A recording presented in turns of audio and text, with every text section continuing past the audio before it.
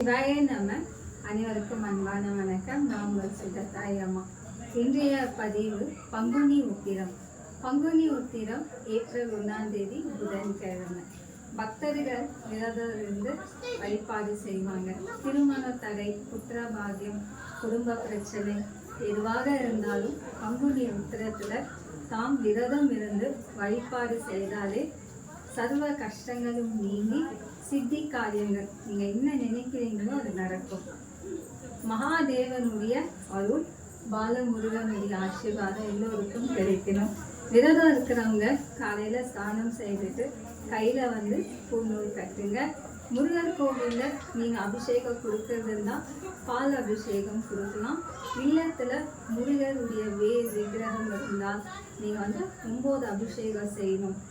பால், தயிர், பஞ்சாமிர்தம், மஞ்சள், குங்குமம், சந்தனம், வெட்டிவேர் எல்லா மலர்களும் போட்டு ஒரு அபிஷேகம், இளநீர் அபிஷேகம், எல்லா மலர்களும் போட்டு வில்வ இலையில ருத்ராட்ச எலுமிச்சை பழம் போட்டு அபிஷேகம் செய்யணும். 9 அபிஷேகம் செய்த பிறகு முருகருக்கு அலங்காரம் செய்து மா இலை 9 வைத்து உங்களுடைய கோரிக்கை மனசுல வேண்டிட்டு அகல் விளக்கு ஏற்றணும்.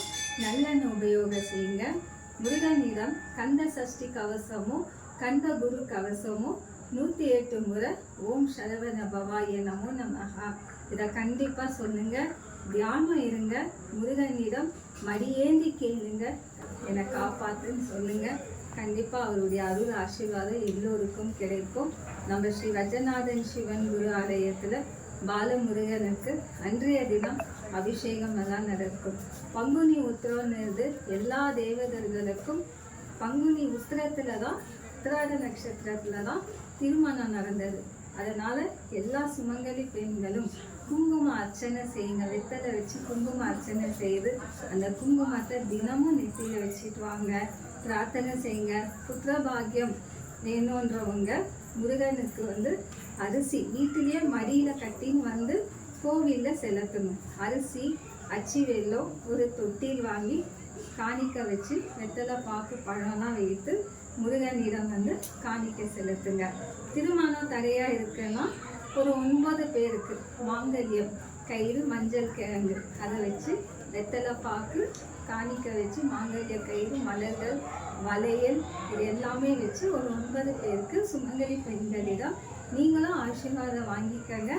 அது சீர்வரிசையா கொடுக்கணும். குடும்பத்துல பிரச்சனை இருக்குன்னா அன்னதானம் செய்யுங்க.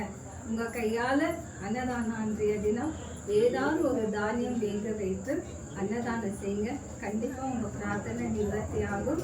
இந்த பங்குனி உத்திரம் நீங்க நினைத்த காரியங்கள் சித்தியாகட்டும். அரோகரா. எல்லோரும் நலமா இருங்க. ஒரு வீட்டுல